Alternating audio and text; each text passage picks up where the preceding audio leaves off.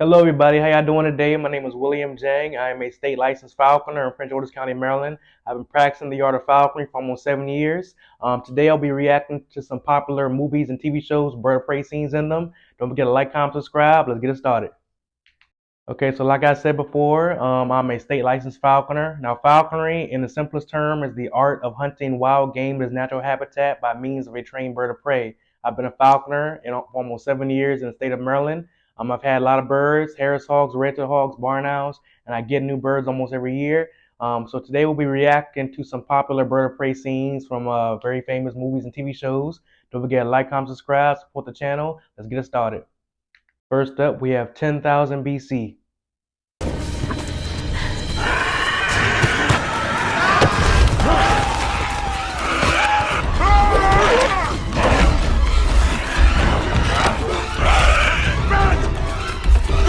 Okay, so in this scene, looks like we have a group of caveman hunters being ambushed by a pack of terror birds. Now, terror birds are a group of extinct carnivorous flightless predatory birds that lived around the same time as Smilodon, other famous prehistoric megafauna.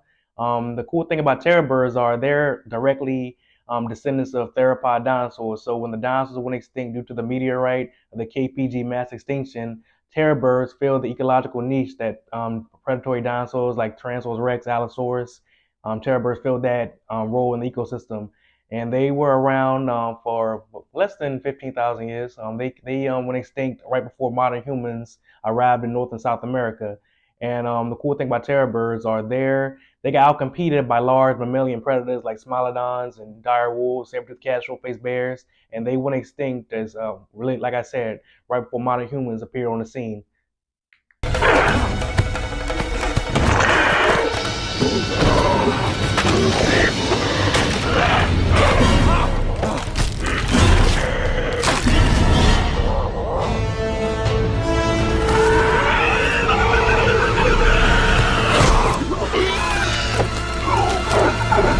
So it looks like they're running through bamboo, and it looks like the terror bird's beak is chomping through the bamboo, which is not the ideal thing a terror bird would do. They will actually like they were pursue predators. They were really fast and can see very well. They have binocular vision like modern raptors. And the caveman looks like it kills the terror bird by jabbing a sharpened piece of bamboo through his mouth, and that's very realistic, and that is very effective way to kill a predator, any predator. But the only thing about this scene that cavemen and terror birds they did not coexist in the same time frame. Like I said, the terror birds were outcompeted by mammalian predators, including humans, so they went extinct right before modern humans decided to colonize South and North America during the Pleistocene epoch. So I give this scene a 5 out of 10. Next, we have Legend of the Guardians, the Owls of Ga'Hoole. The best of you, the fittest and the most brilliant, I will present to the Lord High Tito. So let's see how much you've improved. As flyers. As fighters. Well... Yeah, so I actually love this movie. I love the book franchise. Basically, it's about a group of owls that discover a group of owls that fight crime and fight evil owls, evil threats to their society and their little world. And so in this scene, this is Naira. Naira was the evil queen of the book and the movie. I actually named my barn owl that I raised and trained after this character right here, Naira.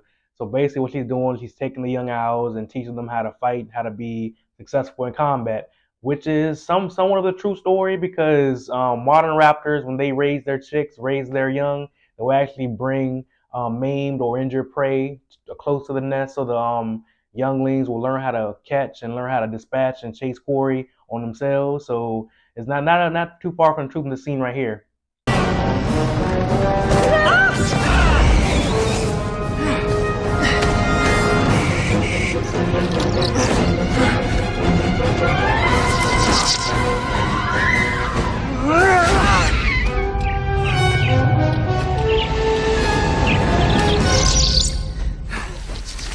Okay, now that was an awesome close-up shot of an owl's foot.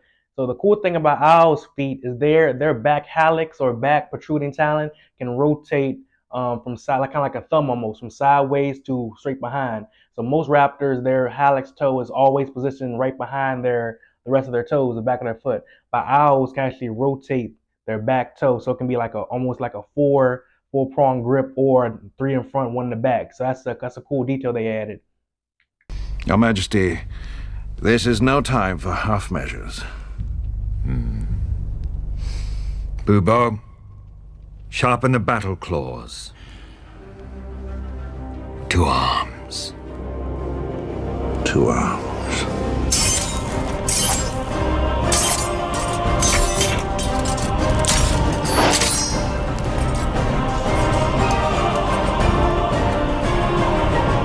Okay, and this scene looks like they're about to go to battle with the enemy.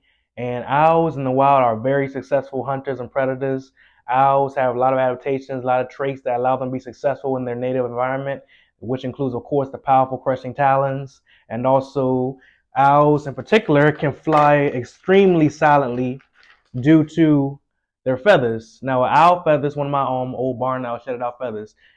The feather itself is light, of course, and the edges have little serrations, almost like a saw almost. And what that does is that muffles the flapping. So when any other bird, a pigeon, a hawk, sometimes even a falcon, when they flap really hard, that causes a draft and that causes the airwaves to hit against each other, and the feathers will actually stay, well, they'll furl almost, but the notches on these feathers almost like velvet. It's very soft and that muffled sound. So all these little serrations on the tip of the feather, those catch the airways and muffle the sound. So even in pitch black, owls can see, and that comes to their advantage. They hunt at night. Most owl species hunt at night. So a prey animal like a mouse, a vole, or a rat will never hear it coming or see it coming. So that's another adaptation that give owls the hunting prowess and ability they're so renowned for.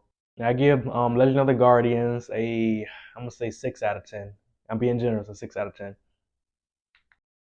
Next, My Side of the Mountain. Called Frightful. Good girl. Good girl, Frightful. I'm the one who feeds you now. You eat only when you're on my hand. Okay, so this is, book and movie is very familiar to a lot of young falconers who want to get into falconry. It's a great book, and it basically talks about a young child. He goes off the grid and learns how to survive on his own in the wilderness mountains of Canada. I think Quebec he was at, and so he learns about the natural ways, the predators, the environment, ecosystem. He trains a falcon. He takes a falcon eyas, chick from the nest. Now, an eyas is basically as a baby raptor, still in his downy feathers, and has no survival instinct, doesn't know how to fly, doesn't know how to feed itself. That's called an eyas. So he takes the eyas from the nest, raises it, and hunts with it, and it's a very very cool book and movie. Like I said, a lot of falcons are familiar with this book. See the falcon hunt for their food.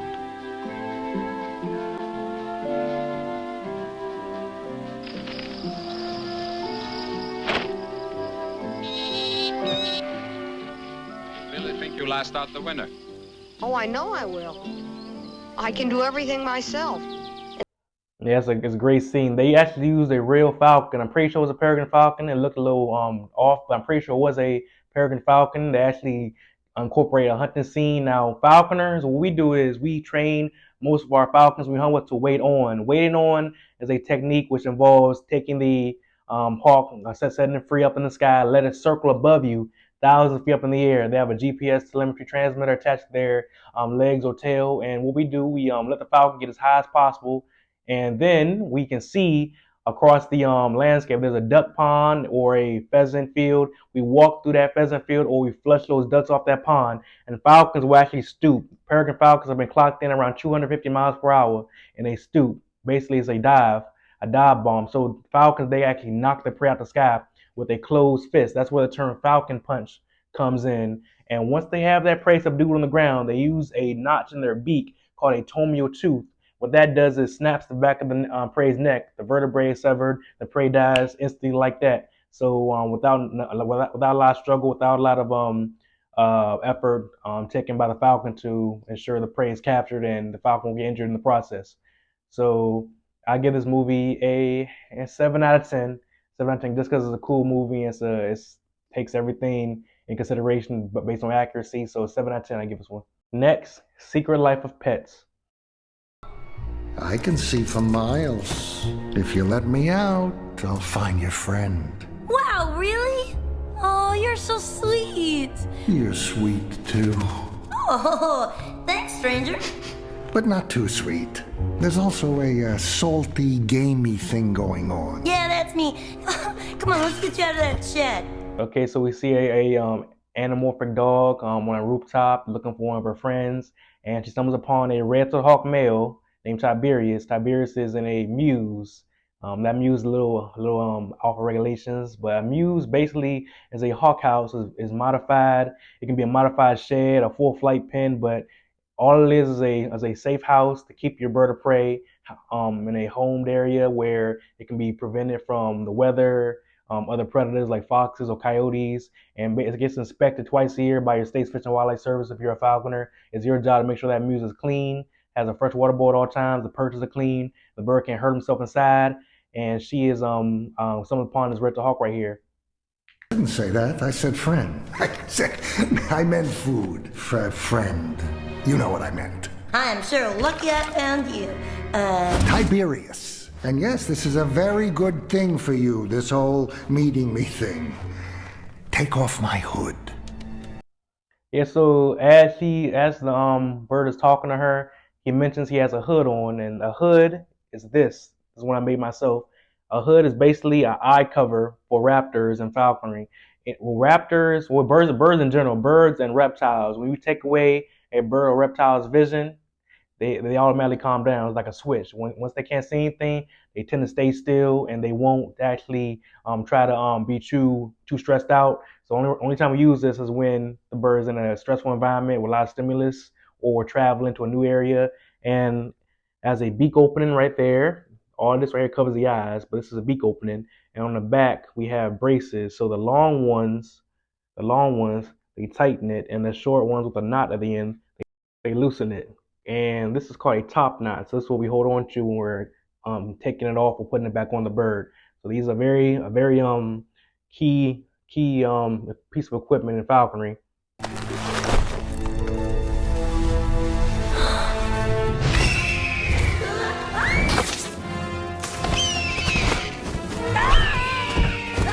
Yeah, so the red dog's actually trying to attack and kill the small little puppies. So red hawks are powerful. They're ferocious. They can potentially prey upon a lot of different small animals, rabbits, squirrels, pigeons, ground squirrels, voles. But a red-tailed hawk would have to be starving and have to be an exceptionally large specimen of red-tailed hawk to actually want to take on the challenge of attacking a small dog. There have been certain instances where Chihuahuas and other small breeds of dogs have been attacked and potentially killed by hawks, but it's very, very rare. Very, very rare. Rarely even ever happens.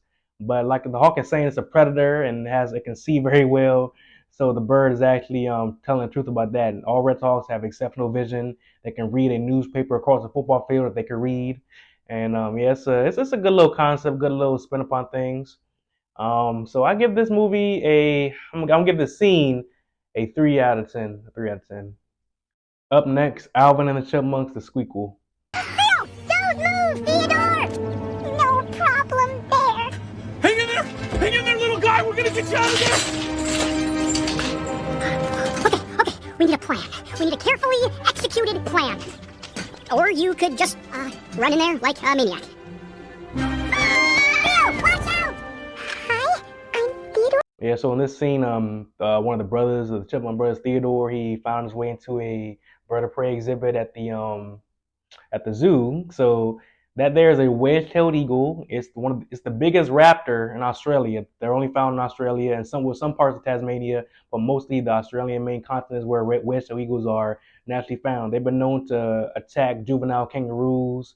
They eat carcasses of dead cows by farmers. They're a formidable bird of prey in Australia. Oh, not literally! I got you, Alvin! Oh, Theo, help! Guys, it's a wedge-tailed eagle. Their only mortal enemy is the pygmy elephant. Luckily, I speak a little pachyderm.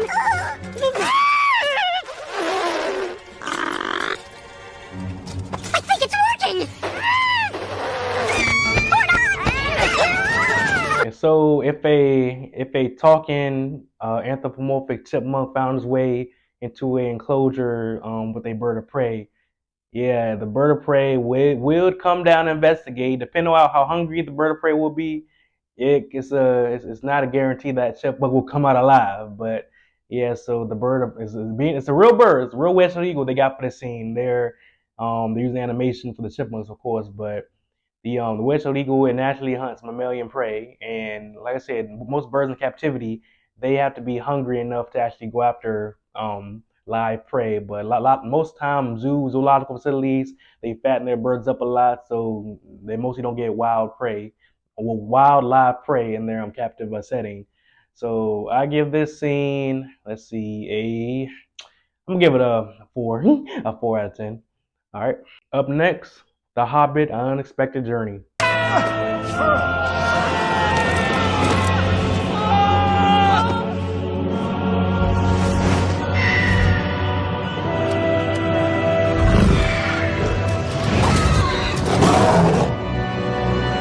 Okay, I'm a Hobbit fan. I like Lord of the Rings too, but The Hobbit has always gotten my attention the best. And this scene's the climax of the first movie. They just escaped the Goblin tunnels, and now they're ambushed by the Orc pack led by Azog, and they're trapped on a cliffside. And Gandalf he calls one of the great eagles, well, the great eagles to help them escape. And so no bird of prey known to no bird of prey known in history is big enough to be able to be ridden on by an average sized person or dwarf for that matter. So the largest bird of prey ever recorded. Well, the largest flying bird, was Argentavis magnificus. It can weigh up to 150 pounds. It lived in South America and North America, and they ate carcasses. They scavenged like modern vultures. Their close living relative are Indian condors. But even them, they were not big and powerful enough to be able to lift or carry a person on their back while flying. And yeah, so that's a little far from the truth.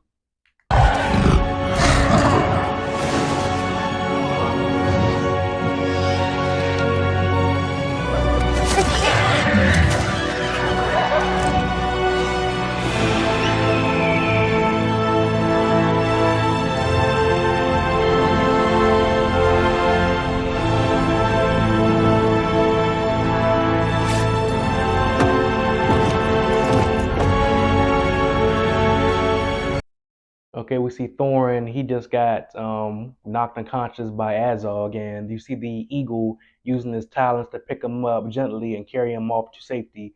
So birds of prey talons are very strong, but they can be delicate when they need to be delicate. Mothers can grab sticks and other nesting material, take it to the nest. And birds of prey. They always use their talons to hunt and catch food. Like the very definition of raptor means to seize and take, and they use their strong feet to dismember and subdue their prey that they're hunting. And this movie is a very good movie, and it portrays eagles as heroes. And throughout history, eagles have been a symbol of power and prowess. The American national flag has a bald eagle as a symbol. Mexico has a snake eagle a snake and an eagle engaged in combat. And eagles all across the world raptors in general have been looked at as powerful symbols of freedom, strength, and power. So they got that right. I give the scene a 7 out of 10. 7 out of 10 for Hobbit: Unexpected Journey. Next, Happy Feet. You do it! Get back here! Let go!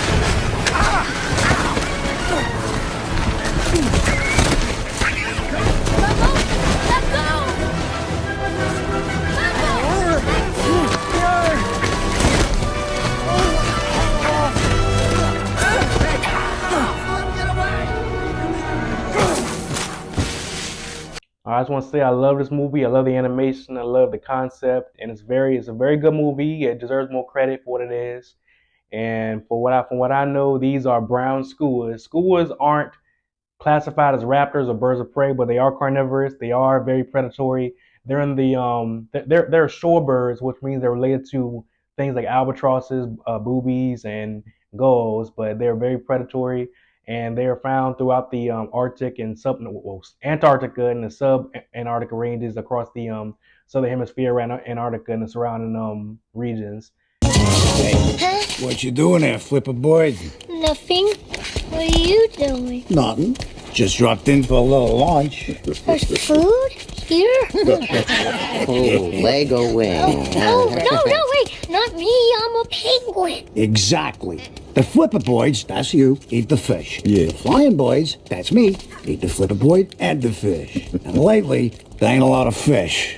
So, This time I'm getting the juicy bits. And so they have been known to kill and eat penguin chicks. And this one's saying we eat fish, and we eat penguins. So they're opportunistic predators. They're generalists, so they won't pass up the opportunity if they can find a good meal. I give this scene an 8 out of 10 just because the animation looks so clean and they're actually doing a good job as portraying what a skua is. And a lot of people didn't know what a skua was until this movie came out. So good job, Happy Feet. Next up, Ice Age: The Meltdown. And it's coming fast. Look around. You're in a bowl. Bowl's gonna fill up. Ain't no way out. What are we gonna do? Unless you can make it to the end of the valley. There's a boat. It can save you. I don't see anything. But y'all better hurry.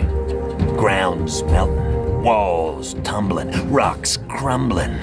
Okay, like I stated before, this particular species is a extinct vulture species called Argentavis magnificus. It was one of the heaviest flying birds to ever exist. They did live alongside other Pleistocene animals in the Ice Age franchise.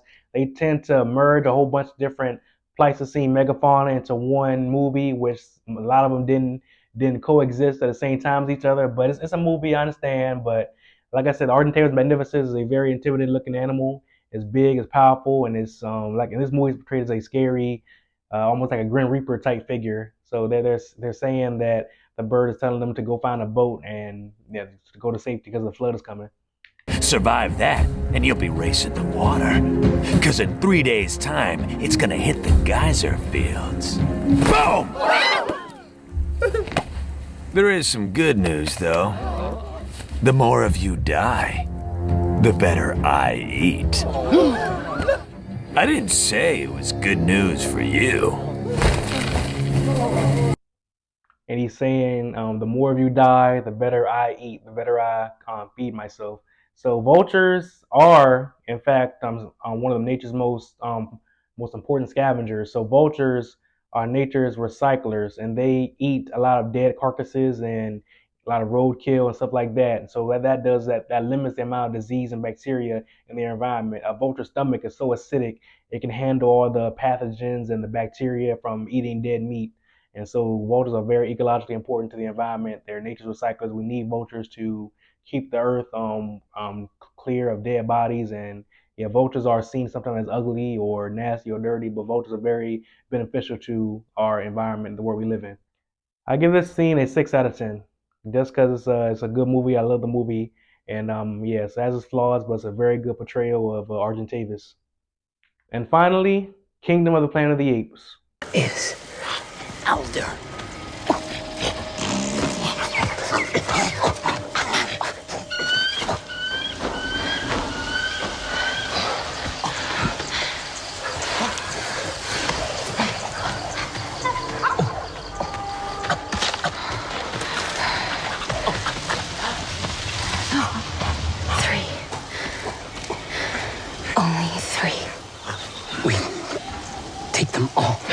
Never.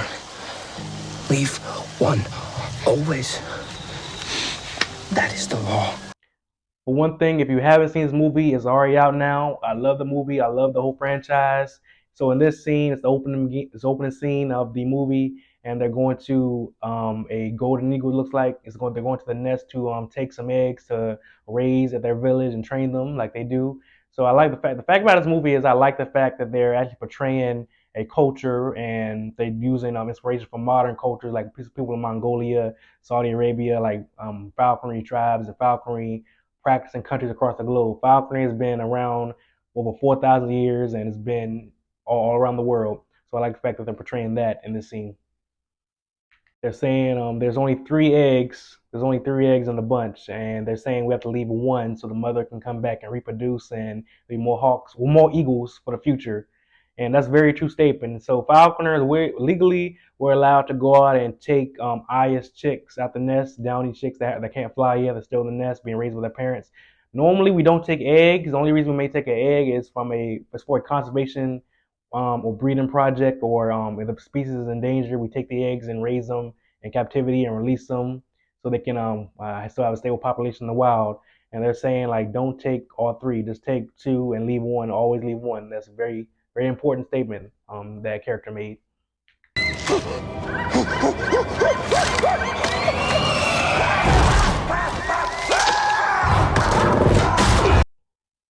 And so he finds another nest. He climbs to the top of that ridge, and he takes the egg. And the mother is coming back trying to defend her nest as she should.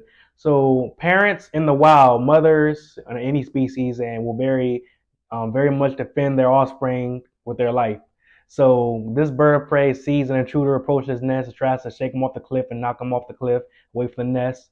So goshawk species and a lot of other raptor species have been known to be very defensive of their nests and their nesting area, their territory, that will chase away any other bird, any other predator, any raccoon, anything try to get them to climb the nest and eat the babies. So they're very protective of their offspring, and so they got that scene right. And the cinematography of this movie is beautiful. The animation is good. The motion capture was amazing. Like I said, if you haven't seen Kingdom of the Planet of the Apes in theaters already, I highly recommend you go see it.